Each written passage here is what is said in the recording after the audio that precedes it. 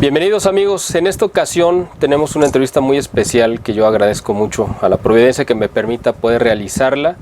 Es con un comunicador católico muy reconocido ya de un tiempo para acá, muy joven además y muy combativo, que es Luis Román. Muchos de ustedes seguramente lo conocen, lo han visto seguramente en su canal, en sus videos y en todo lo que está haciendo en defensa de la verdadera fe, ¿no? De la fe católica que nosotros defendemos.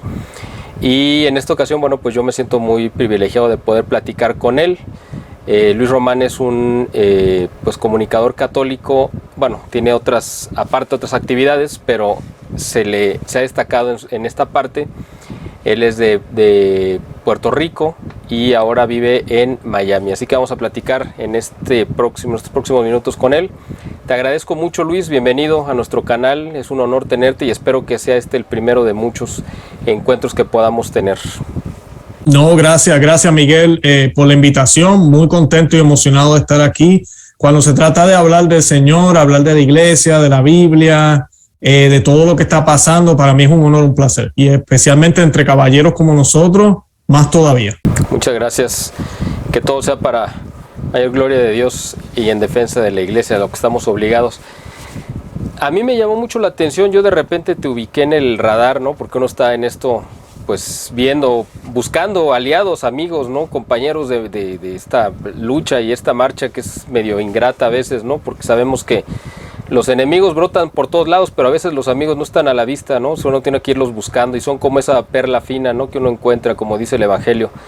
Y uno tiene que ir con los amigos, así, miren, me encontré este tesoro. Yo creo que así, cuando menos de mi parte, me ha tocado encontrar gente muy, muy valiosa a lo largo de este tiempo que hemos estado metidos en la parte de la defensa o del combate, ¿no? Que hemos pasado digamos, de ser espectadores, ¿no? Católicos espectadores a ser ya activos, ¿no? Uh-huh. Y en este andar me encontré con tu canal ya hace tiempo y empecé a ver el material que estabas compartiendo, me pareció muy correcto, muy adecuado, además muy importante, y me dio mucho gusto y dije, bueno, pues ojalá y en algún momento podamos coincidir. Se cruzó por aquí el evento de Sumorum Pontificum en Guadalajara hace 3 meses ya, y no pudimos vernos físicamente, pero ahorita lo estamos haciendo, así que es una bendición. Y quiero presentarte con la audiencia, ya más o menos dije quién eras, pero además Luis, aparte de ser un comunicador católico, pues tiene una profesión, él se dedica al comercio internacional, si no mal recuerdo, o eres experto en manejo de empresas. Sí, logística, distribución es lo más que me he destacado haciendo. Tengo una carrera, un MBA, como le llaman en inglés, en administración de empresas, gerencia estratégica, y lo más que he hecho es, y lo que me encuentro haciendo todavía, gerente de un centro de distribución. Ok. Además de esta parte profesional, que es yo creo que la que te da de comer, tú estás estudiando teología, ¿no? Ahorita ya has pasado ya 7 diplomados de diferentes cosas, ¿no? Uh-huh. Uno de ellos especializado, me parece, o te has metido a estudiar la teología de Santo Tomás de Aquino. Cosas muy interesantes que me topé ahí cuando dije, bueno, ¿quién es Luis Román? Y bueno, pues me da mucho gusto que estés aquí. Ahora platícanos, Luis, bueno, tú eres de Puerto Rico, ahora vives en Estados Unidos. ¿Cómo ha sido tu vida? ¿Cómo fue tu vida? ¿Tú fuiste católico siempre, toda la vida? ¿Tuviste algún proceso de conversión? ¿Cómo llegaste a este punto de ser un católico, de pasar de ser un católico activo a un católico combativo, ¿no? Que es en lo que estamos ahorita. A ver, platícanos un poquito cómo fue tu camino hasta llegar a este punto, por favor. Claro, no, gracias. Pues yo sí, siempre he sido católico, nací católico en Puerto Rico, de una familia muy católica. Mi mamá, que en paz descanse, era muy, muy fervorosa, mi papá también. Y pues crecí en la iglesia, mi mamá fue catequista, mi papá también estaba bien envuelto, después fui servidor del altar o monaguillo, como le llaman, por muchísimo tiempo, y luego el grupo de jóvenes. En el grupo de jóvenes pues descubrí que el Señor me había dado unos regalos de poder predicar, de poder hablar al frente del público. Fueron unos años muy bonitos allá con las Pascuas Juveniles, como le llaman en Puerto Rico. Y así fui creciendo. Sí caí en unos graves pecados. Yo pues embaracé a una muchacha muy joven, por eso tengo 2 niños que no son de mi matrimonio actual, y pues hice cosas que no estuvieron bien, no vivía mi catolicismo como tenía que ser. Y luego de adulto, pues ya uno trata de arreglar, comienzo a trabajar, comienzo a hacer las cosas bien por mis hijos, y pues, pero no empecé a indagar en la fe. La fe se volvió prácticamente una cosa de domingo, donde yo iba los domingos a la misa, cumplí, se acabó, pero eso de hacer rosario todos los días, o de ir a un grupo, de estar pendiente, nada de eso. Luego, por problemas económicos en Puerto Rico, después del 9/11, hace poquito celebramos el 9/11, lo que sucedió en las Torres Gemelas, pues yo me mudo para acá en el 2003, para Florida. Y gracias a Dios, pues en términos económicos fue un cambio muy bueno. En términos de fe fue grave. Nos enfriamos tanto que terminamos divorciándonos, separándonos, se rompió toda la relación. Y pues yo caí en una depresión muy fea, porque pues fue de parte de ella, no de parte mía. Y pues me alejé del Señor, me enojé con Dios. Yo recuerdo esos días, caí en las garras de la nueva era, bien feo, horriblemente. Y pues pensaba que con el positivismo y el poder mental podía salir de ese hoyo, pero el Señor tenía planes para mí. Luego de que estoy ya un tiempo solo ya, conozco a mi actual esposa, gracias a Dios. El Señor sabe lo que hace, ella no era católica, y por cosas de la vida terminamos yendo a una iglesia católica, termina yendo a un retiro de mujeres, y ella decide hacerse católica. Todo esto yo estoy frío todavía, y el Señor me va llevando de vuelta a Él. Yo le digo, el programa estaba todavía en la cabeza mía, mi esposa me hacía preguntas sobre la fe católica, y era como sacar el polvo que ya yo hacía rato no miraba, y me hacía muy buenas preguntas como que ¿por qué los apóstoles, por qué ustedes los católicos adoran al Señor en el pedazo de pan y en la Biblia no aparece eso en ningún lado, ¿verdad? Y yo tenía que contestarle cómo la iglesia ha ido, ¿verdad?, desarrollando su teología, su doctrina, cómo se ha ido entendiendo mejor al Señor en el Santo Sacramento del altar, bueno, todo eso. Y pues el Señor poco a poco la va llevando a ella y me va arrastrando a mí. Ya yo sabía que posiblemente, ¿verdad?, el Señor me tenía planes para mí, así fue. Logramos, gracias a Dios, ella terminó todas sus cosas que tenía que hacer, ingresa a la iglesia católica se bautiza, hace todos los sacramentos como tiene que ser, y entonces nosotros hacemos las cosas como tienen que ser y nos casamos por la iglesia, como debe ser. Y ahí arreglamos todo. Ese es la historia corta, porque si me pongo a contar todos los detalles estaría aquí una hora entera explicando todo. Fue mucho más largo que eso, nos tomó años arreglar las cosas con Dios, pero lo hicimos. Fue sacrificado, muy sacrificado. Nos costó alrededor de casi 2 o 3 años vivir como hermanos, porque nosotros ya habíamos cometido el pecado de vivir civilmente casados en fornicación, y yo estaba tan frío que yo hasta cometí ese pecado. Yo sé que la gente escuchando esto no lo van a creer. Luis, que tanto habla de doctrina, de haber caído en todos esos errores, pero pues así fue. Y luego cuando el Señor ya nos coloca al servicio del Señor en la iglesia, pues uno comienza a ir creciendo poco a poco. ¿Qué pasa? Yo no me había dado cuenta de todo lo que estaba sucediendo en la iglesia hasta que me empiezo a encontrar con gente en la misma iglesia, incluyendo sacerdotes, hablando de Nueva Era. Ya yo mencioné que yo estuve en Nueva Era. Mi esposa estuvo en Nueva Era también. Ella no era católica, no se crió como católica. Para ella, en ciertos sentidos, es hasta más fácil darse cuenta cuando dicen disparates a veces desde el púlpito. Entonces, pues, uno empieza a darse cuenta que hay mucha confusión y uno quiere, pues, poner el granito de arena y tratar de ayudar. Y pues uno empieza a hablar un poco de la teología católica, que es rica, hermosa. Todas las dudas que tengamos están ahí, están escritas muy claramente en el Catecismo de la Iglesia Católica, el Catecismo de Trento, en las Sagradas Escrituras, obviamente, en la tradición de la Iglesia. Y pues me empiezan a llamar de muchos lugares, localmente. Inclusive yo ayudé en una emisora de radio aquí en la diócesis de Orlando, aquí en Florida. Estuve un tiempo, inclusive en la emisora de ellos, ayudando con otros caballeros. Y pues el Señor empieza a llamar a uno. Ahora ya luego el Señor ya empieza a despertar a uno. Y yo siempre digo, no sé por qué, a unos y a otros no, pero uno empieza a darse cuenta de todo lo que está pasando, que los que me siguen en el canal de Conoce, Ama y Vive tu Fe saben los temas que uno trata, cuando uno empieza a ver los abusos litúrgicos, cuando uno empieza a ver cosas que no están bien con la fe católica. Y pues el Señor de esa manera me empieza como a poner esa espinita y yo comencé a hacer un blog que se llamaba Conoce, Ama y Vive tu Fe. Era solo escrito. Yo escribía artículos o oraciones o cosas que yo había meditado, las colocaba en ese blog. Luego comienzo el podcast, que los que no saben, el podcast comenzó un año antes que el canal en YouTube. El podcast tiene alrededor de 70 episodios más que en video, que yo comencé a hacer en audio nada más. Y tenía la inquietud, algunas personas me decían, Luis, el podcast está, como dicen en Puerto Rico, brutal, me encanta los temas que tú traes. ¿De qué año estamos hablando cuando empezaste?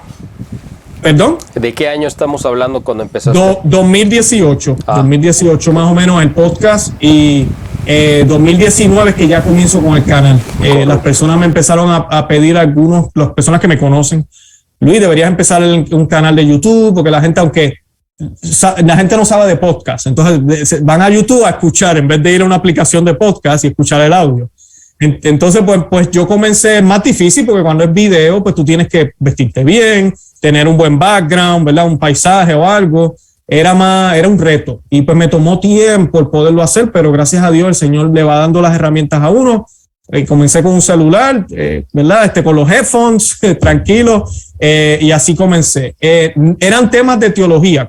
Yo los invito a que vayan a mi canal y van a ver la evolución del canal, los primeros videos y cómo ha ido cambiando poco a poco.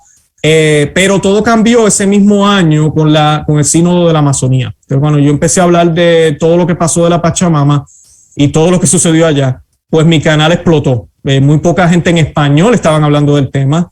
Y pues explotó. Fue una cosa impresionante cuánta gente empezó a acercarse al canal y mi intención no era atraer la atención por la Pachamama, sino era hablar de lo que es idolatría, de lo que enseña la iglesia sobre eso, por qué no podemos practicar el sincretismo, qué es lo que enseña la iglesia católica sobre la ecología. Todos esos temas fueron los que yo estaba tocando y desde ese momento el canal pues siguió tratando temas de la fe católica, pero utilizando noticias actuales. Básicamente y tratando de incorporar lo que es la fe católica a lo que está sucediendo en el momento. Y creo que ha sido un gancho muy bueno, ha traído mucha gente y gracias a Dios, los miles de emails que uno recibe, comentarios, que la gente te dice, Luis, he aprendido muchísimo de la fe católica, pues me dice mucho, porque pues yo no sé nada. Yo lo único que digo o hago es que soy eco de lo que la iglesia nos enseña. Eso es todo, lo que Cristo nos enseña.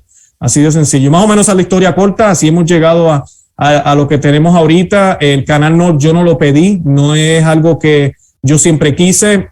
Yo siempre le digo a las personas, yo lo disfruto, pero es una cruz, no es fácil tener un canal, especialmente cuando hay ataques y además de eso la responsabilidad. Es la razón por la cual estoy terminando una maestría en la Universidad de Steubenville en teología, porque siento que es una obligación mía el prepararme bien, el tener un grado académico, porque son más de 100,000 personas que nos siguen en uno de los canales y en el otro, tenemos 2 canales ya, en el otro nos siguen 30,000 personas, alrededor de 30,000 personas.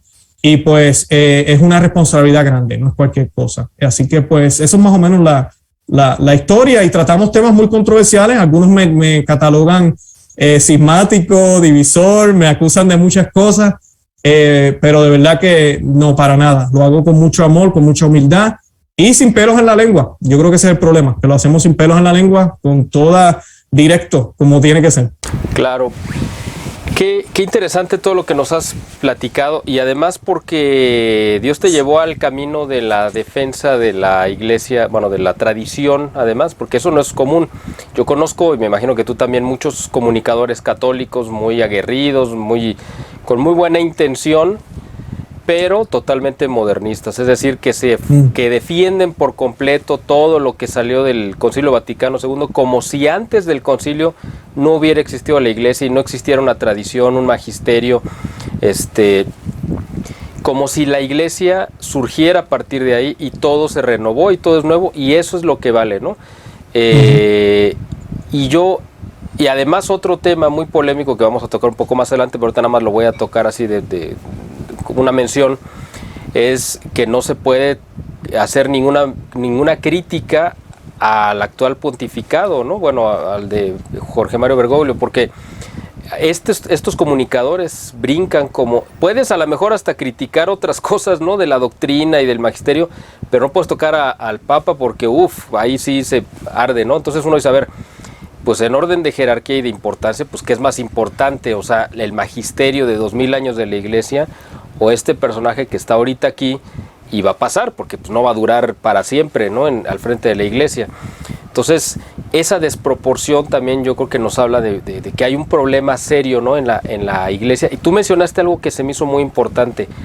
Hay gente que no puede ver esto y tú dijiste, ¿por qué razón? O bueno, es una pregunta. Dios no permite, digamos, ¿no? que todo el mundo lo vea, quizá como vemos tú y yo, con la claridad de los problemas que está pasando la Iglesia.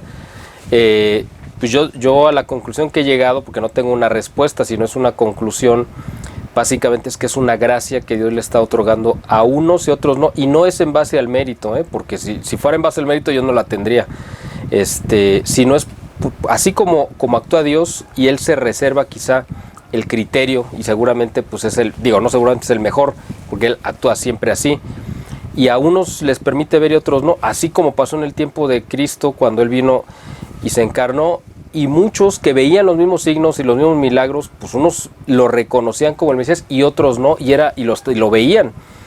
¿Por qué razón? Pues quién sabe, ¿no? O sea, ese es un misterio que Dios se reserva, pero ahora vemos ese mismo fenómeno. Mucha gente ve los problemas de la Iglesia con toda la claridad y otros no los ven, o aunque los vean, no acaban de reconocer que el problema pues siempre, ¿no? Como el agua y cualquier cascada, pues viene de arriba hacia abajo. O sea, el agua no fluye de abajo hacia arriba, sino es de arriba hacia abajo. Entonces, pues nosotros vemos que estos problemas vienen así, en ese orden jerárquico, empiezan a caer, ¿no? Como en escalones. Pero bueno, ese tema lo vamos a tocar un poquito más adelante.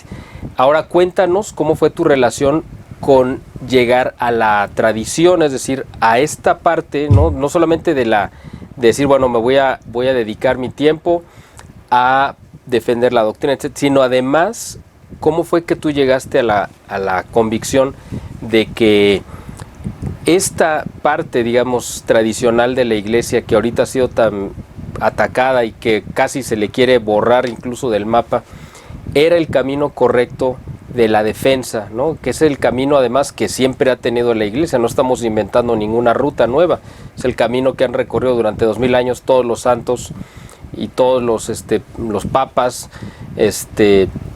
todos los místicos, los padres de la Iglesia, etcétera, etcétera. Entonces, pues es el camino, no hay otro. ¿Cómo fue que tú llegaste y conociste ese camino y reconociste que ese era el correcto y no el alterno que se ha venido pues presentando en los últimos 50 años en la Iglesia? Claro, yo les voy a compartir un testimonio en términos, y va a ser relacionado con la Eucaristía, que es lo que nos distingue a los católicos. Los católicos, nuestra vida debe ser centrada en la Eucaristía. Misa y sacramento, porque a veces la gente se equivoca cuando piensan que Eucaristía es solo la Santa Hostia, ¿verdad? Ya consagrada. Ya deja de ser la hostia para ser Cristo, ¿verdad? Me refiero a la misa y a ambas, al sacrificio de la Santa Misa. Yo cuando pequeño, como mencioné, yo era monaguillo, y yo recuerdo una de las palabras o frases que nunca se me olvidó cuando a mí me adiestraron para ser monaguillo. El diácono en esa parroquia me decía: Luis, vas a usar esta patena, ¿verdad? Que mucha gente hoy en día no sabe ni qué es eso. Yo le digo el platito, ¿verdad? La patena, que es el platito, como decimos en palabras coloquiales, que utiliza el servidor del altar, el monaguillo, el acólito, como las palabras ya más tradicionales, para asegurarse que ni la mínima partícula de nuestro Señor caiga al suelo, o que la Santa Hostia completa, si se resbala o lo que sea, caiga al suelo. Yo recuerdo que el diácono me dijo: Luis, tú no vas a mirar al comulgante, tú no vas a mirar al sacerdote. Cuando tú tengas la patena en tus manos, tú vas a seguir al Señor de un lado al otro. Viene el próximo persona, lo mismo. Y esto es misa nueva, misa novusoldo. Estamos hablando de personas de pie recibiendo al Señor en la boca. No había nada de comunión en la mano, solo en la boca. Y había patena. Esa fue una de las cosas que a mí se me quedó siempre arraigada en mi corazón. Yo recuerdo cuando el obispo de Puerto Rico hizo el anuncio de que quien quisiera recibir al Señor en la mano lo podía hacer. a mí me brincó el corazón y yo estaba bastante joven cuando yo escuché esas palabras desde el púlpito. Por obediencia el sacerdote tuvo que leer el documento. Muy poca gente empezó a hacerlo, pero yo decía que es raro. A mí me habían enseñado que solo el sacerdote podía tocar al Señor. Yo uso la patena, que por culpa de ese cambio que pasó, la patena luego la eliminan. Y pues yo comienzo a ver todo eso. Y pues llego aquí a los Estados Unidos. Yo me imagino que en México también hay sus problemas, pero en Estados Unidos es impresionante ver la cantidad de gente que lo recibe en la mano. Prácticamente es todo el mundo. Y tú tienes aquí en una misa fácil 25, 30 ministros extraordinarios de la Eucaristía. En muchas veces el sacerdote ni siquiera distribuye la Eucaristía, él se sienta. Entonces, esas eran cosas que a mí me ponían, me alteraban, porque no tenía la teología que yo había aprendido de la iglesia, no coincide con eso. Entonces, además de eso, los dejaban subir alrededor del altar con ropa casual, con maones, con suéter, con camiseta. Y yo decía, pero no hay que estar vestido para ir allá arriba. Yo recuerdo cuando yo era monaguillo, yo tenía que ponerme la sotana antes de yo ir a asistir al sacerdote, e inclusive para ensayar o practicar la Santa Misa, ¿verdad? Para no aprenderla, nos colocábamos la ropa porque es un lugar santo, es un lugar sagrado. Entonces, uno va viendo ese cambio, uno va viendo cómo la iglesia, en vez de ir acercándose a lo más sagrado, como que va tirando para el lado y vienen con las excusas que todo es en el corazón, todo es en el corazón. Y pues no, hay un problema. ¿Qué pasa? A mí me hacen una invitación a una parroquia tradicional aquí en la Florida, mis padrinos de boda me invitan. Y cuando yo voy ahí, no te voy a mentir, Miguel, yo estaba perdido completamente. La misa era muy distinta a la misa que se hace, ¿verdad? La misa nueva. Pero lo más que a mí me impactó fue ver a todo el mundo de rodillas recibiendo al Señor en la boca, con patena, de manos del sacerdote solamente. Todo el mundo en la parroquia, no había ni uno solo recibiéndolo en la mano, porque no se le iban a dar de todas formas. Y eso a mí me hizo casi llorar. A mí se me salieron casi las lágrimas esa primera vez que yo fui. Esa es la razón primordial que yo les recomiendo a todo el mundo, la misa tradicional. Algunas personas empiezan, no, es que a ti te encanta el latín, que a ti te encanta, nada que ver con el latín. El latín es lo de menos. Lo más importante es adorar y glorificar a Dios como Dios. Y eso fue lo que a mí me mueve a la tradición. Claro, ya uno va a estas parroquias, empiezan las preguntas. ¿Por qué no hay mujeres en el altar? ¿Por qué solo el sacerdote es el que lee las lecturas? ¿Por qué eres el único que distribuye la Eucaristía? Y uno comienza a aprender, ve lo que escribió San Agustín, lo que escribió Santo Tomás de Aquino, lo que los sínodos, concilios dijeron. Y esto es doctrina de la iglesia. Y no hay un solo concilio ni un solo sínodo que haya dicho que la comunión se puede recibir en la mano, ¿verdad? Eso ya es tema, podríamos hablar de eso hoy toda la noche. Lo que hay es un indulto por Pablo VI en aquel momento, como un permiso, una excepción, pero no debería ser. Y se ha vuelto ahora la norma. Entonces, cuando uno ve eso, ve los dos lados y te das cuenta que en un lugar donde se hace la misa nueva, todas estas faltas se están haciendo y en el otro lugar no se hacen, pues tú dices, caramba, ¿sabes? No hay más nada que pensar, 1 más 1 es 2, me tengo que ir para acá, porque el Señor me ha dejado ver. Ahora, el Señor no me ha dejado ver, ahorita tú hablabas de eso, porque deja ver a unos y a otros no. Yo reto a las personas que están viendo este programa que tal vez no han visto o no entienden lo que estamos hablando Miguel y yo aquí hoy, estudien su fe, indaguen, profundicen y no hay que ser teólogo, no hay que hacer un bachillerato, una maestría, con simplemente leer las palabras de Dios, leer el catecismo y mirar lo que dice las Sagradas Escrituras y lo que dice la Iglesia Católica sobre el papel del sacerdote y lo importante que es el papel de él, nos daremos cuenta que lo que se está haciendo ahorita mismo es un ataque no solo a Cristo, es un ataque a la iglesia y al sacerdote. Lo que se hace es tirar al suelo todo lo que la iglesia siempre enseñó y lo que nos enseña Jesucristo en su persona. Así que esa fue mi manera mi forma de llegar, pues fue a través de la Eucaristía, Miguel. A través de la Eucaristía fue que yo llegué a la misa tradicional. Vaya, qué interesante. Y ahorita que estabas mencionando esta parte del ataque al sacerdote, a la Eucaristía y a la iglesia, bueno, particularmente a la misa y al sacerdote, pues hay un fenómeno que yo creo que tú lo has visto también con mucho interés y además yo creo que es tan sorprendente, ¿no? En cualquier parte del mundo, es precisamente este crecimiento sin precedentes del gusto por la tradición, y que los templos que celebran la misa tradicional en todo el mundo están llenos principalmente de jóvenes. Eso es un fenómeno extraordinario. La primera vez que yo fui a una misa tradicional aquí en Guadalajara fue hace ya un poquito más de 4 años, en el 2017, en Semana Santa de 2017, y yo me imaginé que pues el templo evidentemente iba a estar lleno de gente de 80 años para arriba, ¿no? Porque era la gente que le había tocado ver la misa tradicional y que era una cuestión como de recuerdo, ¿no? Y mi sorpresa fue que sí había gente obviamente de esa edad, pero serían 10 personas, y el resto, que había gente hasta de pie, todos eran quizá menores de 50 años. Y yo dije, bueno, ¿esto qué es? Y cada vez que iba veía más y más jóvenes, adolescentes.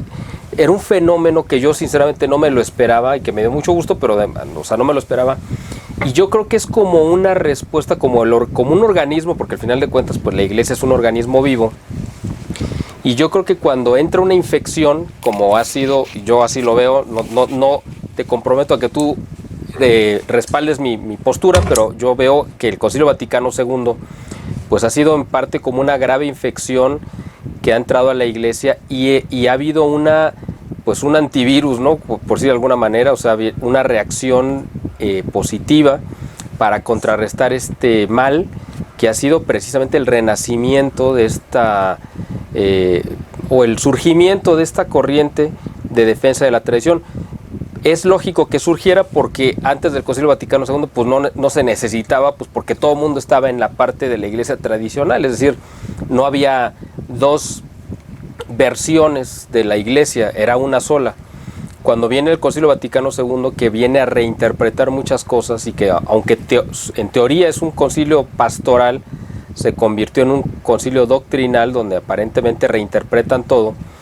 Entonces ahí es donde surge la necesidad de que venga esta defensa. Entonces yo me imagino que tú has de haber visto también esta parte, ¿no? Interesantísima. ¿Cómo le interpretas tú este surgimiento y este crecimiento que ha provocado incluso que se escribiera un documento como fue el documento Summorum Pontificum en 2007, donde el Papa Benedicto, precisamente atendiendo esta necesidad y este gusto de la gente que estaba cada vez más fervorosa, los cobija y los arropa para darles una mayor libertad, y eso provoca pues un estallido, ¿no? Un crecimiento en todo el mundo. Así que, ¿cuál es tu interpretación sobre este crecimiento de este gusto por la tradición en todo el mundo? Definitivamente es obra del Espíritu Santo. La iglesia, y cuando digo la iglesia me refiero a los líderes, desde Pablo VI para acá, ellos han hecho lo imposible por que no exista la misa, pues la misa de siempre, la misa católica. ¿Verdad? Porque deciden hacer esta reforma, que no es una reforma, es básicamente otra misa, en los 70, una misa que fue influenciada por protestantes y fue hecha para ellos, porque era podremos darle el beneficio de la duda, vamos a suponer que las intenciones fueran buenas, y ellos lo que querían era traer más gente a la iglesia católica. Ya llevamos 51 años con este experimento. Sabemos que no funciona, no sirve. Se nos han ido los católicos y muchos de los que van a las parroquias, dice el Pew Research aquí en los Estados Unidos, que el 70% de los que se hacen llamar católicos, y digo de los que se hacen llamar porque se supone que un católico no diga esto, pero 70% de los que atienden, que van a la misa, dicen que la Eucaristía es un símbolo, es algo importante, que Jesús da gracias a través de ese pan, pero no confiesan que Jesús, que es Jesús, que dejó de ser pan y es Jesús. Eso no lo dicen, porque es que lamentablemente la manera en que se proyecta nuestra fe en la liturgia moderna, no pareciera que Jesús está ahí, porque no hay reverencia, y mucho menos recibiéndolo en la mano. ¿Qué pasa? Cuando estalla la pandemia, el Señor, Dios se vale de todo. Dios se vale de todo. ¿Y qué pasa? Las iglesias comenzaron a cerrar. Luego, cuando comienzan a abrir, bueno, y hablando de cerrar, sabemos, porque esto no es secreto, que muchas de las comunidades tradicionales no cerraron. Buscaron maneras, la hicieron afuera, la misa en el exterior, Mi párroco, por ejemplo, dejaba la puerta del frente cerrada, las laterales abiertas. Eso parecía que estaba cerrado, pero nada, estábamos todos adentro. Buscar forma, porque Jesús es esencial. Yo no puedo permitir que el gobierno me diga a mí que el supermercado es más esencial que la Eucaristía. O sea, entonces, pues, eso es lo que muchas comunidades tradicionales hicieron. Entonces, dieron testimonio a otros católicos, a ellos ver eso. Mi párroco no me quiere confesar, pero aquella parroquia por allá que hacen la misa antigua y todo lo demás, que me queda un poco distante, el padre está confesando, yo voy a ir para allá. Entonces, mucha gente comienza a migrar, comienza a llegar, se topan con esta liturgia que es hermosa, porque aunque uno no la entienda al principio, y no por el latín, porque en serio, Miguel sabe esto, el latín es lo de menos. Luego que tú te acostumbras a ella, se entiende mucho mejor lo que está sucediendo que si fuera en lengua vernacular. De verdad que sí. Y pues se ven esta liturgia, algunos se toparon con ella en YouTube o en la internet también, cuando uno empieza a buscar y ve esto tan hermoso y uno dice, pero ven acá, ¿y eso es católico? Sí, es católico, sí, es la misa de siempre. Oh, ¿what? ¿Cómo? Sumorum pontificum, ¿de qué estás hablando? Y empieza todo el mundo a indagar, las comunidades se triplicaron. Además de que mucha gente, por lo menos yo te puedo dar testimonio de esto, que me he encontrado en la iglesia y yo les pregunto, ¿por qué están aquí? Y la respuesta siempre es, en mi parroquia no nos quieren dar al Señor en la boca. Por eso estoy aquí. Entonces, esa también, la liturgia moderna ya se ha ido a un nivel de fealdad, porque es la realidad, se han ido a un nivel de fealdad, ahorita con lo del COVID también, que ya la gente no lo soporta. Una persona que conozca su fe católica no puede soportar eso. Un sacerdote vestido casi como un astronauta y me hacen a mí recibir al Señor casi con los pies y tengo que irme afuera o tengo que lavarme las manos 100 veces. En vez de oler a incienso, la parroquia huele a antibacterial.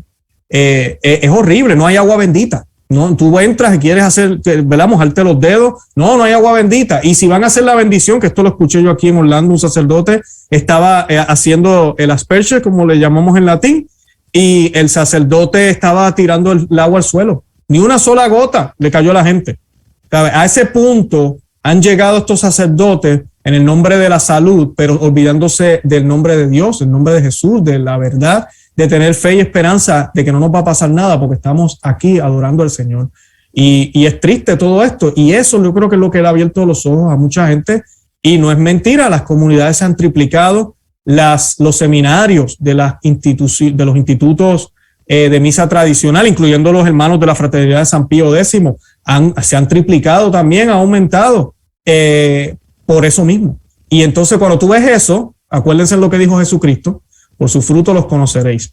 Miren los frutos y no juzguen el corazón de los sacerdotes, ni juzguen el corazón del obispo, ni del papa, miren sus frutos y verán, si dan frutos podridos y de fealdad, entonces hay un problema. Si hay frutos de santidad, donde viene más gente, donde hay más sacerdotes, donde hay reverencia, entonces ese debe ser el lugar donde está el Señor. Así de sencillo. Así es. Y de hecho, bueno, pues qué bueno que mencionas esto de los frutos, porque esa es la forma en la que uno puede identificar realmente para dónde va pues cualquier obispo o sacerdote o cualquier responsabilidad que tenga, o laicos incluso, ¿no? Precisamente yo creo que entre más se ha ido dando esta podredumbre que desgraciadamente hemos visto, que no es nueva y que viene de hace 50 años y que tampoco empezó ahí, digo, o sea, eso fue consecuencia de otras filtraciones que venían de tiempo atrás. Quizá ahí se pudieron materializar, pero han venido creciendo y quizá en este último periodo, yo diría así para ponerle un poquito más de concreto, pues en esta última década, básicamente, bueno, en esta última década no, porque esta empezó el 1 de enero, la década anterior, ¿no? Donde vimos la renuncia, yo creo que forzada, obligada, presionada, del Papa Benedicto, y lo que ha venido con este nuevo pontificado, pues bueno, ahí uno puede remitirse, independientemente de que si uno puede considerar asuntos legales sobre su origen y que si es legítimo o no, pero independientemente de eso, ya los frutos en sí mismo hablan y nos dan un resultado y uno tiene que poner en la balanza y uno no se puede cerrar a decir, bueno, es que esto va mal. O sea, si uno dice, a ver, si a mí me ponen a hacer una adoración pagana a una deidad, como fue en el caso de la Pachamama, que fue lo que a ti te sacudió en 2019, pues evidente, es que no hay forma de defender eso, o sea, no hay forma, no puedes bajo ninguna circunstancia justificarlo. No sé si supiste, pues fue un caso escandaloso aquí en esta diócesis de Guadalajara, arquidiócesis, no recuerdo si fue hace un par de meses más o menos, yo creo que fue como en julio, un sacerdote se le ocurrió exponer a nuestro Señor en una supuesta custodia que era la Pachamama. No sé si supiste, fue un caso escandaloso, le dio la vuelta al mundo. Sí, lo cubrimos en el programa de nosotros también. Bueno, ese tipo de cosas uno puede decir, bueno, ¿cómo justificas una cosa así, no? O sea, pero esos son los frutos de un árbol que está podrido, de un árbol que está dando frutos malos, o sea, es una consecuencia. Uno no se puede cerrar. Yo creo que tú como comunicador y como ahora pues un líder de opinión dentro del mundo católico, hispano-católico, pues me imagino que te has de enfrentar también a mucha crítica por la gente que no quisiera que señalaras este tipo de cosas, pero entonces seríamos como perros mudos, ¿no? O sea, estaríamos siendo cómplices de esto que se está dando. Esto es parte de lo que quiero también que platiquemos, ¿no? Esta parte del ataque que hay de parte de la misma jerarquía hacia este grupo, ¿no? Pues tradicional, que está defendiendo la doctrina que es la que hemos recibido directamente de los apóstoles y que se ha ido enriqueciendo a lo largo de los siglos, ¿no? Sí, no, sabes que, Miguel, ¿cómo te digo? El problema de esto es que las personas, yo lo comparo, mira, yo le doy siempre este ejemplo a la gente, algunos se ríen, otros ven lo que les quiero decir, pero imagínense que usted todas las navidades, su familia se reúne y está el tío Miguel. Bueno, siempre digo Miguel y tú eres Miguel. Vamos a cambiar el nombre. El tío Rafael. El tío Rafael siempre llega borracho. Y hace siempre una escena. Todas las navidades se emborracha, hace una escena, cae en el medio de la sala y ahí se queda dormido. Y pues han pasado los años y pues muchos de nosotros, los de la familia, pues ya sabemos lo que va a pasar y nos da lo mismo, lo dejamos ahí. Pero de momento llega uno de los niños o uno de los sobrinos y se cansa. Dice, yo no aguanto esto más. Todos los años el tío Rafael llega, se vomita ahí en la sala, se queda dormido en el medio y nosotros aquí pretendiendo que no pasa nada. Tenemos que hacer algo al respecto. Imagínense que la mamá de ese sobrino o ese niño le dijera, cállate, tú no amas a tu familia. ¿Cómo te pones a hablar así de tu tío? ¿Cómo es posible? Si hablas mal de él, estás hablando mal de todo el mundo. Cállate. O sea, esa es la actitud que muchos católicos tienen ahorita mismo. Y eso no es amor por la iglesia. Si ellos piensan que eso es amor, el tratar de cállate, tapa con la alfombra toda la basura, no, eso no es limpiar. Eso es hacer aún más daño. Y muchos nos critican a nosotros los que nos atrevemos a hablar de estos problemas y nos dicen, ay, pero es que ustedes están poniendo eso, ahora los protestantes van a coger tu video y van a ponerse a hablar mal de la iglesia. Ya ellos están hablando mal de la iglesia. Y mi video no es para los protestantes. Mi información o lo que lo compartimos con amor para otros católicos, para que veamos lo que está pasando, para que lo pongamos en oración y oremos por las cosas correctas. Y no orar para que la iglesia siga como está. Y cuando digo iglesia me refiero a los líderes. No para que la iglesia siga como está, sino vamos a orar por las cosas correctas. Tenemos unos problemas y la jerarquía no está haciendo lo que tiene que hacer. Tenemos que orar por eso. Y lo hacemos con amor porque estamos en una guerra de almas. El demonio se aprovecha de la confusión, de la ambigüedad, de esta hipocresía, porque es una hipocresía el tratar de tapar un problema por el bien supuestamente de la iglesia. No es exactamente de lo que se le acusa a los sacerdotes y obispos que han cubierto crímenes horribles, a pedófilos dentro de la iglesia. No es exactamente lo mismo. Ellos, cuando tú le preguntas a cualquiera de ellos, eso es lo que te dicen. Yo lo hice para proteger el cuerpo de Cristo. Yo por eso no dije nada y lo mandé para otra parroquia a ver si cambiaba. No, tú no puedes hacer eso. Tenemos que lidiar con los problemas de frente. Y sí, va a oler feo, se va a ver feo, van a haber batallas, van a haber argumentos, se va a ver feo, pero es por el bien de la iglesia, es por el bien del organismo, es por el bien de las circunstancias. Porque eso se llama, cuando tú estás purgando algo, el purgar, el sacar lo que es malo, duele, molesta. Es un trabajo que requiere esfuerzo, fricción, Y pues es exactamente lo que muchos, y no solamente laicos, muchos inclusive obispos como el obispo Schneider, el cardenal Burke, Müller también, que ha dicho muchas cosas, el cardenal Sara de vez en cuando, cardenal Zen, el mismo arzobispo Vígano, que se han dedicado a hablar muchísimo y claramente de lo que está sucediendo, y se les tilda, como ya hablé del sobrinito que está hablando del tío Rafael, se les tilda de que tú no amas a la iglesia, cállate la boca y no digas nada, aquí somos perfectos. Y eso es soberbia, eso es lo que es pura soberbia, lamentablemente. Pero además yo creo que se ha caído en un grado, yo no lo había visto, o sea, yo creo que tú tampoco, me imagino, de una, déjame buscar el término correcto, pero bueno, vamos a decirle como idolatría enferma de defender pues a Francisco, ¿no? Yo no había visto ese celo de defender así a Juan Pablo II, ya no digamos a Benedicto, que todo el mundo le daba con la cubeta, ¿no? Con la palangana o como le llamen, o sea, todo el mundo lo golpeaba, ¿no? Pero ni a Juan Pablo II yo vi que la gente lo defendiera con esa quizá rabia, y sobre todo los católicos, entre comillas, activos, ¿no? Bueno, no entre comillas, sino activos, pero que están engañados, ofuscados, ciegos, o que tienen una venda en los ojos, o como le quieras llamar. A mí me parece algo que es como un síntoma de una enfermedad espiritual que está haciendo muchísimo daño a la iglesia, ¿no? O sea, como tú dices, y creo que fue un ejemplo muy bueno el que diste, ¿no? Bueno, pues estás viendo que está evidentemente ahí el error, el daño, y no, pues no lo puedes criticar porque entonces tú estás yendo en contra, no, estás señalando lo que está mal y estamos obligados a ello.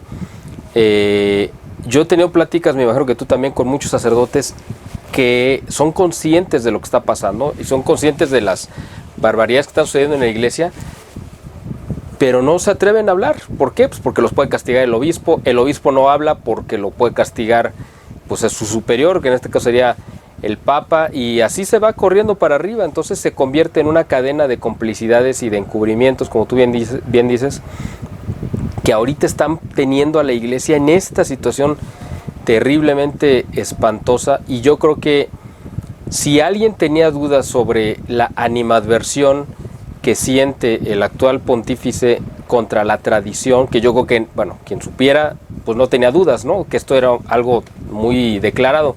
Pero si alguien tenía alguna duda todavía, la ha de haber despejado con este documento espantoso que sacó de los custodios, que yo le digo custodios de la traición, ¿no? No de la tradición, sino de la traición, porque pues eso fue ya la guerra declarada precisamente a esta parte, a este grupo, o vamos a decir esta parte de la iglesia que nos aferramos a vivir lo que nos obliga la iglesia, es decir, a vivir la tradición, el magisterio, la doctrina que hemos recibido, y ahora pues resulta que estamos mal y que tenemos que quitarnos, ¿no? Lo que aprendimos desde siempre y apegarnos a una nueva interpretación de una iglesia que no representa ya todo lo que representó la tradición de 1950 años, ¿no? Entonces, yo a lo mejor soy quizá más directo en el sentido de decir las cosas contra el Papa, bueno, no contra, sino decir las cosas como son y defender la verdad y señalar pues a quien haya que señalar, porque tenemos al enemigo en casa, ¿no? O sea, alguien que quiere hacerle daño a la liturgia tradicional, pues evidentemente es nuestro enemigo, sea un protestante o un musulmán o un ateo o un masón, pero en este caso es un ministro y hay muchos, ¿no? O sea, no solamente es uno. Pero yo creo, no sé tú qué opines de la reacción que ha habido a este documento de los custodios de la tradición o de la traición, que aparentemente esperaban una reacción donde todos los obispos del mundo iban a decir, sí, es verdad, mejor vamos a suspender y vamos a suprimir la misa tradicional, y ha provocado quizá lo contrario. Mucha gente que no sabía ahora se interesa porque dicen, bueno, si es algo que están prohibiendo, pues quiero saber por qué. Y muchos sacerdotes que nunca la habían celebrado ahora tienen interés de celebrarla, y obispos que ni siquiera les era un tema que les importara, ahora dicen, bueno, pues sí, vamos a empezar a permitirla. O sea, quizá fue un efecto contrario a lo que esperaban, y yo lo veo, no sé tú cómo lo veas, como que golpearon el avispero. Cuando hay un avispero, donde están todas las avispas o las abejas, ¿no? Una colmena de abejas, y tú llegas y lo golpeas, lo que vas a provocar es que van a salir todas, se van a salir y te van a atacar. Bueno, en este caso aquí no se trata de atacar, simplemente de defender lo que ellos estaban custodiando. En este caso era ese tesoro que es pues la miel, pues en este caso es la liturgia. Entonces golpeas ahí y lo que provocas es que salga la gente a defenderla. Y eso da un ejemplo para que mucha gente que sería indiferente o que no sabía, pues se sienta atraída. No sé cómo tú veas la reacción que ha habido sobre este documento. Sí, no, ha sido muy interesante porque tienes toda la razón, Miguel, lo que estás diciendo. La reacción no fue la que ellos esperaban, yo no tengo duda de eso. El documento sale, la carta que acompaña el documento es muy interesante porque el Papa pues explica por qué lo está haciendo, y una de las razones que él da es esa. Él dice que se hizo una encuesta, como podríamos decir, o un survey, le dicen en inglés, y pues se hicieron unas preguntas en las diócesis y los obispos respondieron que hay información de que solo el 30% de los obispos respondió. Así que ni siquiera es la gran mayoría de los obispos respondieron el cuestionario, ese es el nombre, cuestionario. Pero supuestamente la gran mayoría dijo que esto era un problema, que estos grupos tradicionales eran anti-Vaticano II, odiaban al Papa, se creían más católicos que la Iglesia Católica y teníamos que hacer algo. Y que él, como Papa, pues se vio obligado, entonces tuvo que hacerlo. Y lo hizo. Y yo veo eso como una manera de él lavarse las manos. O sea, él dice, pues ahora lo dejo en las manos de ustedes. Y él hace esto esperando que los obispos reaccionen y hagan exactamente eso. Empiecen a prohibir, como hicieron en Costa Rica, lamentablemente, de esa manera. Y entonces, si alguien quiere poner dedos, pues van a señalar a quién, a los obispos. Lo que ha sucedido ha sido todo lo contrario. La mayoría de los obispos ha decidido dejarlo todo igual. La gran mayoría de ellos, algunos esta semana salió publicado no me acuerdo el nombre ahora, uno de España y otro de Argentina.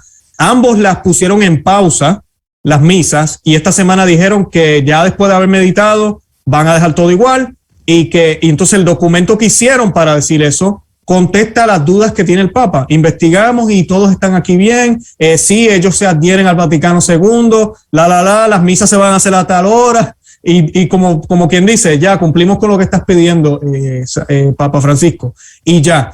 Entonces, ¿qué pasa? Tú ves el documento, ves la reacción de los obispos, pero no que la mayoría de los obispos dijo que esto era un grave problema.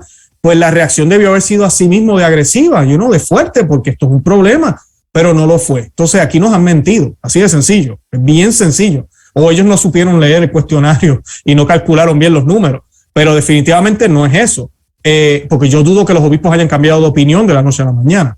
Entonces, no suspendieron las misas. Entonces, ahora, ¿a quién le ha caído? O sea, él tiró este balde de agua, el agua salpicó y se mojó él. Le acaba de caer el agua encima. Entonces, quien queda ahora como el malo es el propio Papa, es el propio Papa Francisco, porque el documento es muy fuerte con el lenguaje que utiliza, especialmente ese punto número 1, donde dice que la única lex orandi es la misa nueva. Entonces, ¿qué pasó en el 1969 para antes? Entonces, ¿qué rayos hacía la iglesia? Porque si tú me vas a decir que esa es la única lex orandi, y la lex orandi no puede cambiar, porque lex orandi lex credentii, como oramos es como creemos. Si tú me dices a mí que la lex orandi de antes ya no es la lex orandi de ahora, entonces lo que creemos ahora no es lo mismo de antes. Y eso tú y yo sabemos que es así, pero hasta el Papa ahora lo está firmando en el documento. Y luego en la entrevista que le concedió a Carlos Herrera empieza a hablar de birritualismo, empezó a hablar de ritos, no de formas. Benedicto XVI fue muy cuidadoso. Yo aprecio su morum pontificam, pero el lenguaje de formas, inclusive para muchos nosotros no creemos que sea el más adecuado, porque la misa es una, esto de que la forma, pero él trató de reconciliar un poco, de que hubiera una continuidad, y apreciamos eso de Benedicto XVI. Pero el Papa Francisco se atrevió a decir los otros días en una entrevista que hay dos ritos, que son dos ritos. O él mismo está admitiendo, esto es algo que Pablo VI nunca quiso decir, que era un rito nuevo. Él nunca quiso decir eso, dice, no, es la misa. Lo que ahora la hacemos así. O sea, siempre fue lo que los modernistas trataron de vendernos. Y ahora tenemos un modernista porque es que es obvio, si tú miras las dos misas, los que han ido a las dos misas saben, son distintas, las oraciones, la forma en que se celebra, la manera en que se celebra, la intención, la mente, una está enfocada en un banquete y la otra está enfocada en el sacrificio de Gólgota, así de sencillo, es bien diferente la manera en que se hace. Y el Papa dijo eso los otros días, o sea que definitivamente ellos sin darse cuenta es una victoria para los que hemos defendido la misa católica, que lo hemos dicho abiertamente y algunos nos han acusado. ¿Cómo tú vas a decir que hay otro rito? ¿Cómo tú vas a decir que crearon otro? Bueno, el Papa acaba de decir que son dos ritos. Él estaba hablando de que debían hacer algo como hacen los ortodoxos, que le dan un permiso a los sacerdotes para celebrar dos ritos, el romano y el griego o el que sea. Él empezó a hablar de esa manera sobre la misa en latín y la misa nueva. O sea que hasta él reconoce que la misa es distinta. Lo gracioso es que él mismo se contradice y él dice que los elementos de la misa tradicional están en la misa nueva. Pues si así fuera, ¿por qué estás hablando de dos ritos? ¿Por qué estás diciendo que son dos ritos? O sea, porque es que ellos saben que no es cierto. O sea, tú vas a una misa tradicional, si conoces la teología católica, como le ha pasado a algunos sacerdotes que yo he entrevistado, el padre Romanowski, Jonathan Romanowski, que yo lo entrevisté, yo no sabía que él era protestante antes de ser sacerdote, y él llega a la iglesia católica, estudia la teología, amaba la misa nueva. Él dice, no, el Cristo está ahí, yo amaba la misa, pero no fue hasta que fue a la misa tradicional que se dio cuenta, espérate un momento, esto es lo que yo he estado estudiando, ahora lo puedo ver con claridad, porque hay una coherencia, les orandi, les credenci. O sea, por eso yo les reto a la gente, no me haga caso a mí, no le haga caso a Miguel, póngase a estudiar la fe, asista a la misa tradicional y usted mismo se va a dar cuenta, va a darse cuenta que hay una discrepancia, hubo una interrupción cuando nos trataron de imponer o nos impusieron esa liturgia moderna con otras metas. La meta no era traer a Cristo, la meta era tener una fraternidad de la iglesia, que es lo que estamos viendo ahorita. Ese era el plan a largo plazo y lo estamos viendo ahorita, el ecumenismo, el diálogo interreligioso, que no es diálogo, es básicamente aceptar que todos nos podemos salvar sin Cristo. Todo este disparate que estamos viendo ahora, ver a los papas, que lamentablemente Juan Pablo II comenzó con esto, de ver los papas orando al mismo nivel con religiones paganas, es horrible. O sea, algo que nunca fue posible antes de los años 60, ni se hizo. No porque la iglesia era una iglesia de soberbios, sino porque era una iglesia que defendía la verdad. Y la verdad es una, y es Cristo Jesús. Y al que no le guste, pues que se vaya. Así de sencillo. Pues ahora queremos adaptar a Jesús al paganismo. Y eso es un pecado horrible. Claro. Me da mucho gusto escuchar esto que dijiste, ¿no? Porque, pues sí, tienes razón. Uno de las cosas que más se le han criticado, bueno, o que se le deberían de criticar al Papa Juan Pablo II con todo el bien que hizo, pero pues fue un error grave, ¿no? Para empezar, el hecho de haberse metido, antes que hacer la oración esta de Asís, haber ido a la sinagoga de Roma, para empezar, ¿no? Porque, bueno, ahí puso en el nivel de que la antigua alianza pues seguía vigente cuando pues quedó abolida, ¿no? Para empezar. Pero además esta oración, que ya fue como pues algo peor todavía, ¿no? Que fue poner al mismo nivel, como tú bien dices, a la Iglesia Católica junto con los hindús y los budistas y cualquier otra creencia, ¿no? Cuando no es así, obviamente, sino ¿qué caso tiene? ¿Para qué existe una Iglesia Católica como camino de la salvación si te puede salvar por cualquier lado? O sea, ¿qué caso tiene que nosotros seamos católicos? Pero bueno, quiero pasar a otra pregunta, Luis. Esto que hemos platicado, esto exactamente, este tema que ahorita estabas tocando, ¿no? De la diferencia entre estos dos ritos, no es algo que solamente se quede como una cuestión litúrgica, es decir, no solamente es una cuestión que se discute en la iglesia, específicamente en Estados Unidos se ha reflejado en dos posiciones políticas antagónicas también, lo cual a mí se me hace muy interesante porque yo no sé si en otras partes del mundo suceda, quizá, pero en Estados Unidos creo que ha sido evidente que la gente, los católicos que apoyaron a Trump en el año pasado, estaban en la misma sintonía que el arzobispo Viganó, por ejemplo, y los que estaban criticando a Francisco, señalando por este tipo de cosas. Y por el otro lado, los católicos que creyeron o que creen que Biden es católico, que obviamente pues no lo es realmente, pues estaban con Francisco. Y Francisco mismo tomó posición y partido al repudiar cada vez que pudo a Trump y apoyar en lo que pudo y operar hacia Biden, el voto de Biden. Incluso lo vimos, y tú lo viste pues de primera mano, cuando el arzobispo de Los Ángeles, José Gómez, me parece que se llama,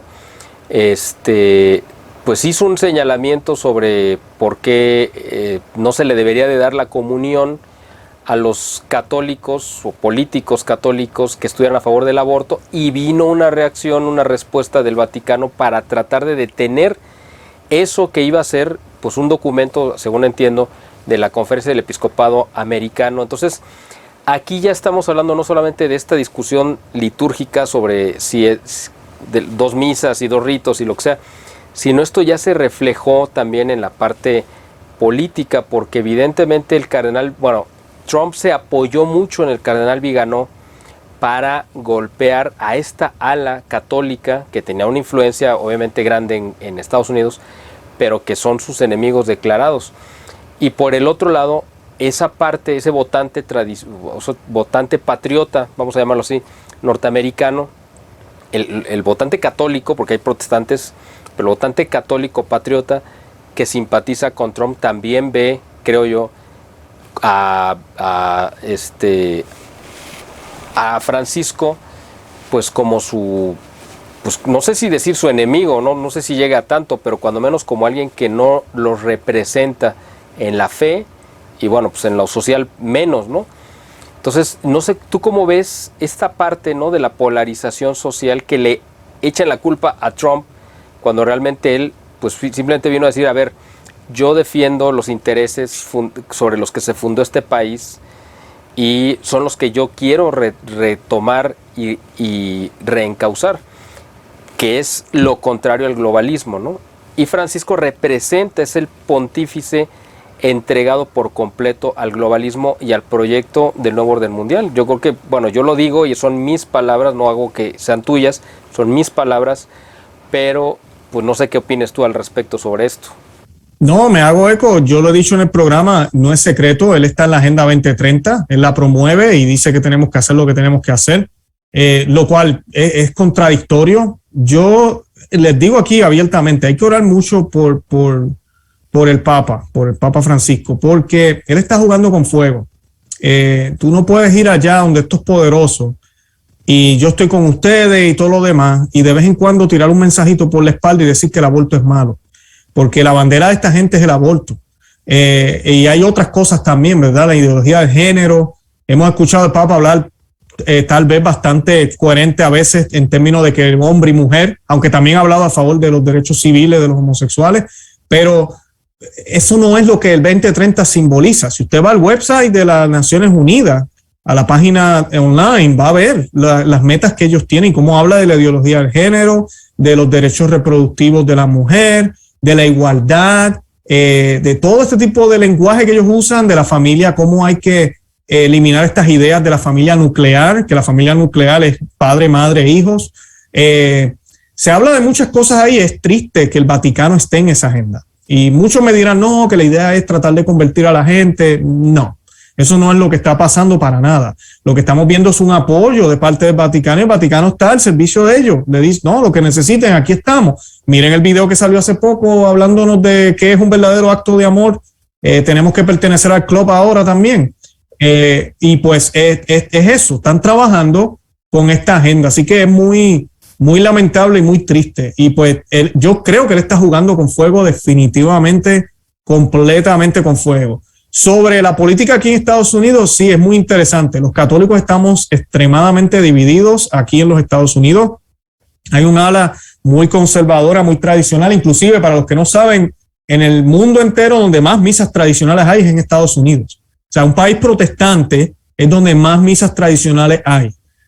Más de 600 lugares hacen misas tradicionales en los Estados Unidos. Pero es que no hay que olvidar que Estados fue pues la mitad la mitad de su territorio era católico hispano, ¿no? O sea, hasta que fue arrebatado de México en 1847, pero ya habían pasado 75 años de la independencia y esa parte seguía, esa parte que después se convirtió en territorio norteamericano, pues era un territorio hispano católico, y yo creo que no es casual que en la guerra civil se haya peleado más que esclavistas contra no esclavistas. Realmente fue una guerra de protestantes contra católicos, es decir, la misma guerra que se dio en Europa a partir del 1600, ¿no? Entre católicos contra protestantes, lo que se vio en Estados Unidos. Y curiosamente, y eso yo creo que tú lo sabes mucho mejor que yo, muchos esclavos del norte, porque en el norte había esclavos evidentemente, huían hacia el sur, porque en el sur, precisamente por la tradición y la formación hispano-católica, aunque se permitía entre comillas la esclavitud, pero era más una servidumbre, más que una esclavitud. Los esclavos en el sur eran libres, pero estaban, digamos, sometidos pues, por necesidad de trabajo, etcétera. Pero no se les trataba como en el norte. Muchos esclavos del norte huían al sur porque había mejores condiciones de trabajo, y después obviamente vino una ingeniería social para reinterpretar la historia. Bueno, perdón por el comentario aquí, pero creo que era importante, ¿no? Señalar esto, que por eso yo creo que hay esa diferencia que tú mencionabas, ¿no? Entre estos, que Estados Unidos no es un país totalmente protestante, sino ahí tiene una raíz profunda católica, porque ahí estaba, ¿no? Y hemos crecido muchísimo con la inmigración también, que mayormente son católicos los que emigran acá. Pero volviendo a lo de Trump, algo que a mí me molesta. Yo recuerdo el Papa era muy vocal sobre la presidencia de Trump, hablaba sobre las murallas y tiraba indirectas. No estamos aquí para construir muros, hay que construir puentes. Tenemos un presidente ahora que se hace llamar católico. Dicen que él es devoto católico, es un católico devoto, nos dicen. Ellos nos dicen, él dice. Como inclusive él utilizó las imágenes del Papa para un anuncio político, y cualquiera no utiliza las imágenes del Papa. Esas imágenes, ellos tenían que haber tenido permiso de Roma para poderlas colocar y salir en la televisión aquí en los Estados Unidos. Entonces, tú miras eso, y ahorita que el Papa esté tan silencioso y ni siquiera diga un comentario sobre la hipocresía de esta gente, dice mucho. Además de eso, alguna de las relaciones que yo veo entre Biden y el Papa, hace un tiempo nosotros hablamos en el programa, el lema del presidente Biden cuando se postuló para presidente, cuando era candidato, era Build Back Better, ¿verdad? Reconstruir mejor, más básicamente, volver a reconstruir mejor. ¿Qué es lo que están haciendo ahorita con esta crisis mundial? Yo sé que el tema no es el nuevo orden mundial, pero es lo que están haciendo con toda esta crisis de salud. Están tratando de destruir lo que es para construir un nuevo orden, un nuevo normal, un nuevo todo, porque ya lo otro no sirve. Es una idea muy satánica también. Solve coagula. Si usted mira las imágenes de Baphomet, esa frase está en el brazo de Baphomet, solve coagula, que significa disolver y volver a juntar. Y hay un grupo, una comisión en la ONU que se llama así, Build Back Better. El Papa usó esa frase y habló en esa comisión sobre eso, sobre reconstruir de nuevo. Él inclusive tuiteó, y en la cuenta de Twitter habló de eso cuando todavía estaban las elecciones aquí. En inglés los americanos lo castamos porque decía la frase Build Back Better. En español mucha gente no sabe porque en español no decía eso. Entonces pues la gente no lo vio, pero los americanos lo vimos. Y pero ven acá, el Papa acaba de tuitear la frase de Biden. Hay muchas cosas, y ahorita no va ni un año. Esto ha sido un desastre aquí en Estados Unidos con el actual presidente. Parece ya que llevamos 4 años ya y apenas llevamos meses. Y él no ha dicho nada. Él no ha dicho nada sobre lo que este señor está haciendo a favor de la cultura de la muerte, a favor de lo que ellos llaman los derechos reproductivos de la mujer, lo agresivo que él está haciendo con órdenes mandatorias, con mandatos de dictador, básicamente, para obligar a empleadores a hacer unas cosas por la razón que sea. Un gobierno no debe hacer eso. Y la iglesia siempre, Juan Pablo II, hablando otra vez de Juan Pablo II, será uno de los lados buenos de él, siempre peleó contra un gobierno que no permitiera la objeción de conciencia, que no permitiera la libertad de albedrío a las personas, porque la iglesia siempre ha predicado eso. Siempre la iglesia ha predicado la verdad, no hay espacio para las mentiras, pero el hombre tiene derecho a escoger si va a amar a Cristo o no, si lo va a seguir o no. Entonces, ¿cómo es posible que Dios sea un caballero y nosotros aquí imponemos? Aquí se hace lo que nosotros digamos. Y esa es la dictadura el totalitarismo que Benedicto XVI nos hablaba en aquel tiempo, que estamos viviendo ahorita, y nadie dice nada desde Roma, nadie habla de eso. Entonces nosotros lo decimos aquí, yo no soy quien para decirle al Papa qué tiene que decir, pero sí impresiona que la iglesia, que es la iglesia que es la verdad, que es la luz de Cristo aquí en la tierra, no se dé cuenta, o no quiera, mejor dicho, porque lo saben, no quieran hablar de eso.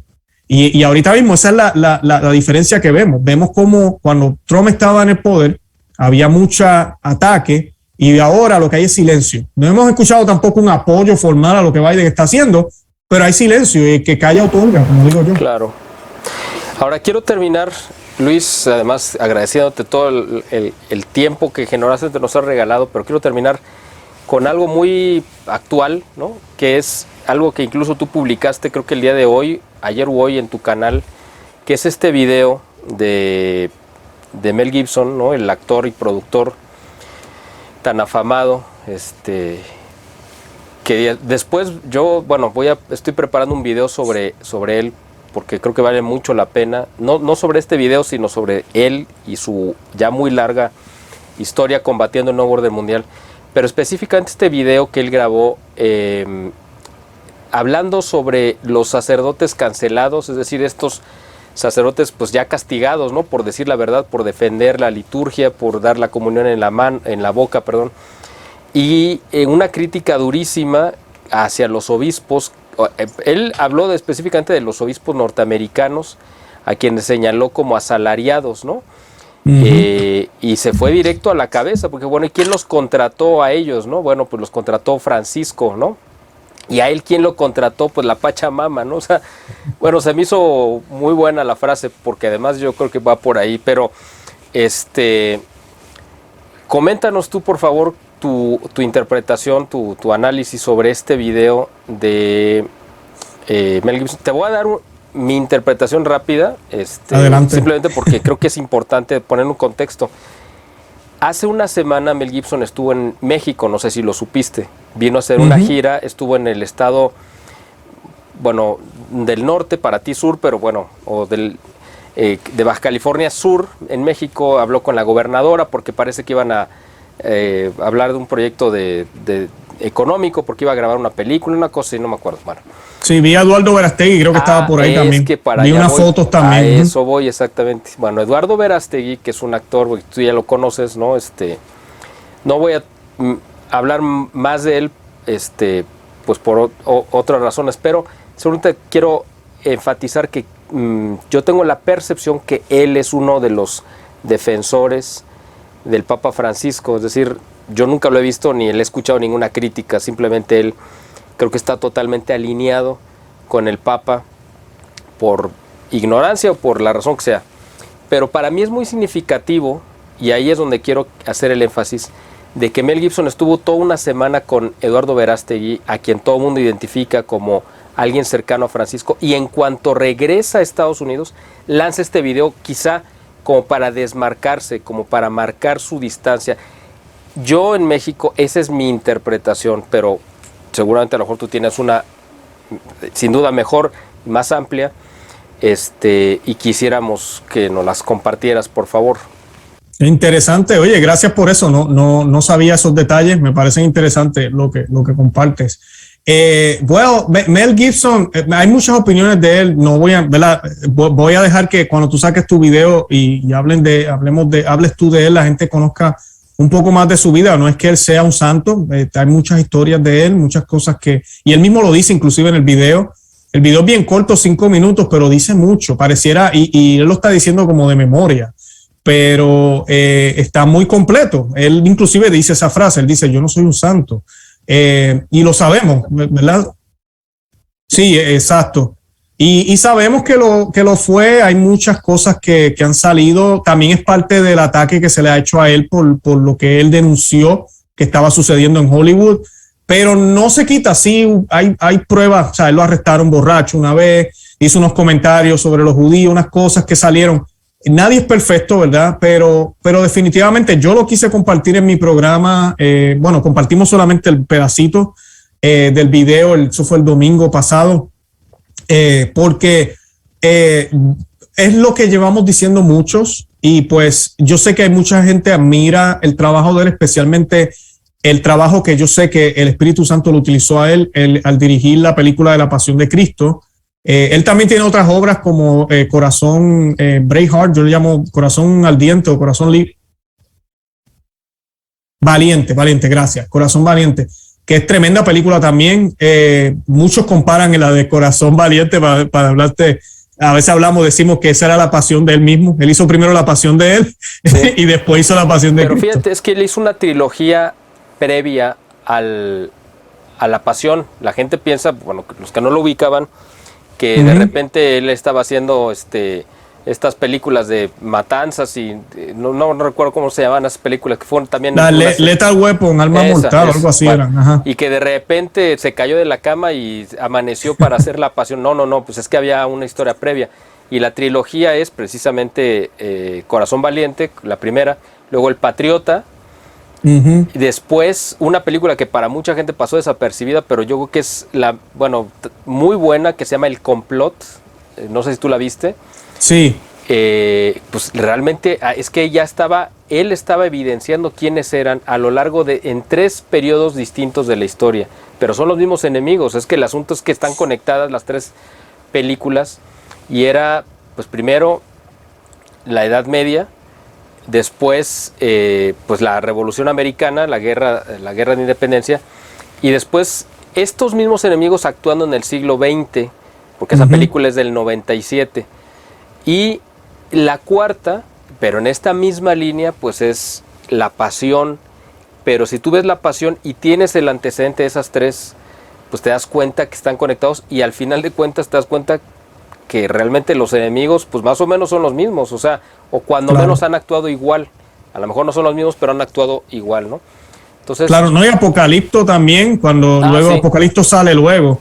Pero Apocalipto presenta esa imagen que no, los indígenas no eran felices y vivían en un paraíso, y vinieron los cristianos y le quitaron la libertad. Era todo lo contrario, lo que ya al final de la película uno ve también en esa película, que a mí me pareció muy buena. Exactamente, qué bueno que la mencionas, así es. Él menciona, porque él es un contrarrevolucionario, y eso es el llamado que yo hago en mi programa también. Tenemos que despertar, nos han mentido en la educación y en la historia, y tenemos que ser contrarrevolucionarios. La revolución se ha dedicado a sacar a Cristo y a Dios de la historia, de la vida. Por eso hubo una revolución francesa, la revolución luterana, porque es una revolución protestante. Todas las revoluciones que han habido, la revolución sexual y la que está habiendo ahora, la que está sucediendo ahorita en nuestros propios ojos, es para remover todo lo que sea, lo que queda de ese remanente cristiano, de esa era gloriosa que la Iglesia Católica llegó a estar, donde los pueblos eran católicos, no eran perfectos, pero eran católicos, eran cristianos, y Dios era el centro. Y pues él siempre ha sido una persona que ha denunciado eso, y en la iglesia se ha dado cuenta desde hace mucho tiempo ya. A mí me sorprendió que él hablara de este tema que habló en ese corto. Algo que él menciona y me parece interesante, que deja a todos pensando. Cuando él menciona al principio del clip o del video, que la coalición de sacerdotes cancelados, y él se ríe y dice, es increíble que tengamos algo como esto. Y esa parte a mí me tocó, porque yo digo, wow, es cierto. O sea, es increíble que exista una cosa como esa. Y él empieza a hablar qué sucede con los sacerdotes, por qué los obispos los persiguen. Él usa las palabras grandes, utiliza, en inglés dice bully, ¿verdad? Los intimidan. Y luego empieza a hablar un poco también de la misa tradicional. Me gustó cuando mencionó Quam Primum.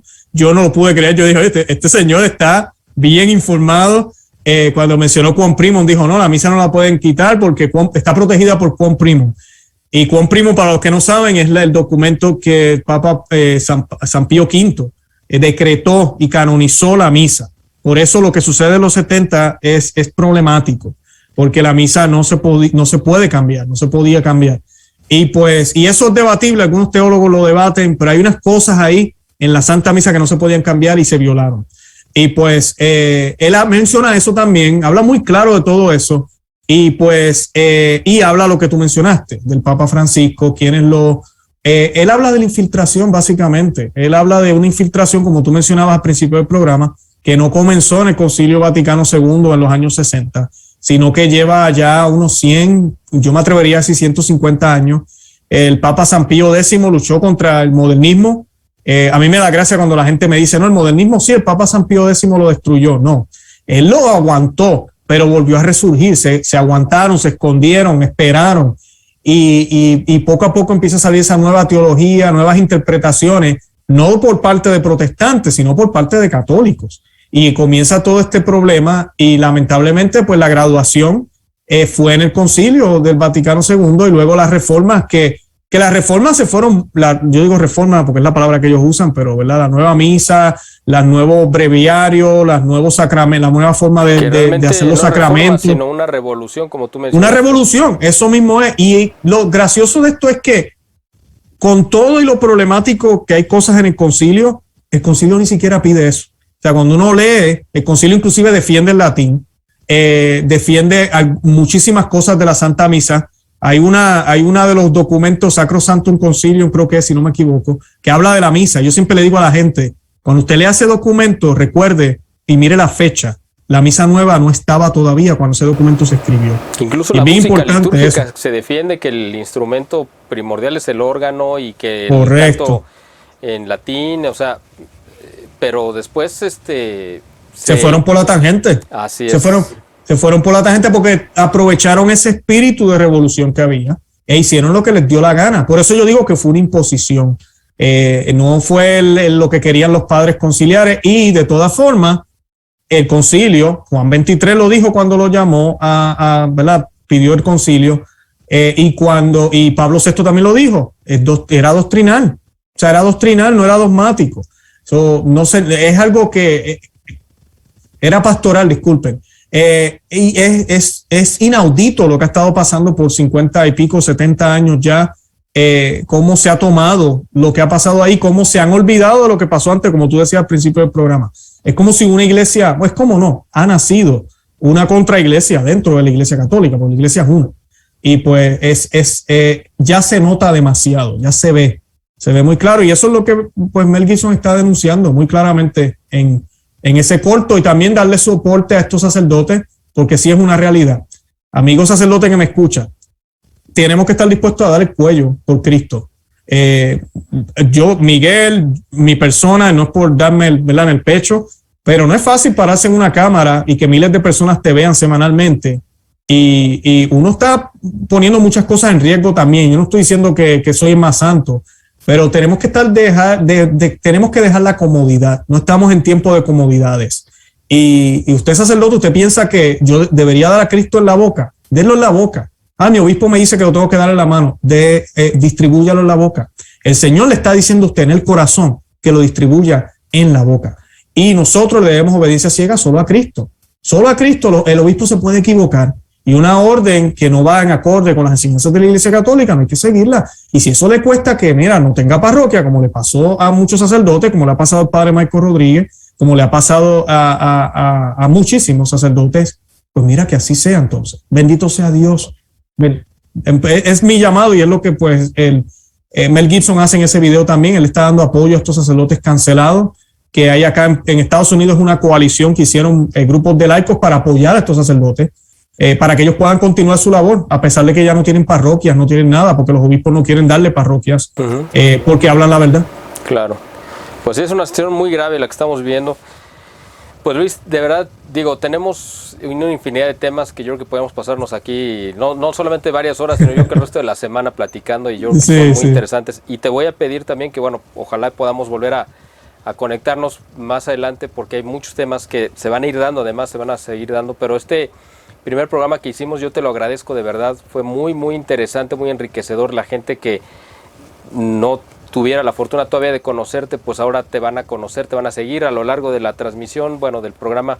Se estuvieron viendo tu página, tus redes, donde la gente te puede seguir en Twitter, en Facebook, o sea, la gente ya va a saber quién eres, a qué te dedicas y sobre todo la riqueza que estás compartiendo cada semana, o más seguido, porque yo veo videos tuyos muy seguido, para que estén informados y formados, o sea, las dos cosas, que tengan la información, pero además la formación, y que sepan defender su fe, como dice tu canal muy correctamente: conoce, ama y defiende tu fe. Pues de hecho, ese es el camino. Si no, no puedes llegar al fin, no puedes llegar a defenderla si no la amas, y si no la puedes amar si no la conoces. O sea, es el camino necesario para llegar ahí.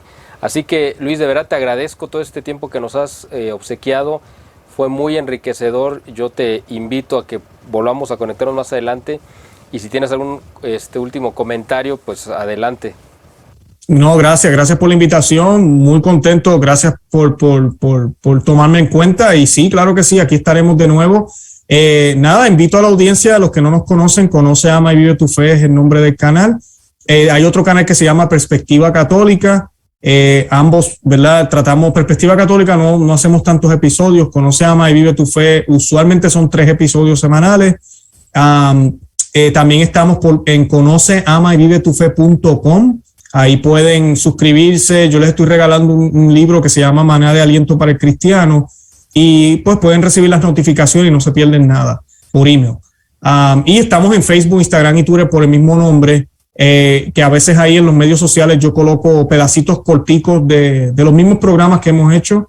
Si quieren estar informados también pueden suscribirse ahí a Conoce, Ama y Vive tu Fe en esos medios y así no se pierden nada y nada. Yo invito a la audiencia mía también que tal vez que no te habían encontrado a que te busquen y también se suscriban a tu canal y pues que estén pendientes a todo lo que tú vas a estar colocando, porque pues para eso estamos aquí, estamos para unirnos, para hacer un frente fuerte en estos tiempos de lucha, buscando lo que tenemos en común, defendiendo la sana doctrina y sobre todo trabajando por el reino de Cristo, por el reino del Inmaculado Corazón de María, que está a punto de llegar, eso está ya a la vuelta de la esquina, como dicen. Sí, así lo veo yo también. Esto ya es inminente, esto ya no puede soportar más y estamos viviendo, yo creo que la parte final del reino del mal, y eso nos debe de alegrar, ¿no? Porque es como dice la Escritura, hay que levantar la cabeza porque estamos prontos a nuestra liberación.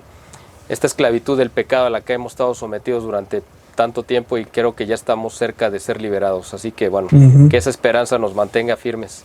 Pues muchas gracias Luis por este tiempo y gracias a ustedes también por el favor de su atención. Este programa especial que hicimos con Luis Román desde Miami y bueno pues... O es Kissimmee, de Kissimmee. ¿Perdón? Estoy en Kissimmee, Florida. Perdón, en Florida, perdón. Sí. Ya te bueno, Miami y Florida también, pero estoy en Kissimmee. Ok. Bueno, pues muchas gracias por habernos seguido a lo largo de esta transmisión. Pónganse en contacto con Luis, estén al pendiente de todo lo que está subiendo. Y pues como siempre, les agradezco que nos estén siguiendo.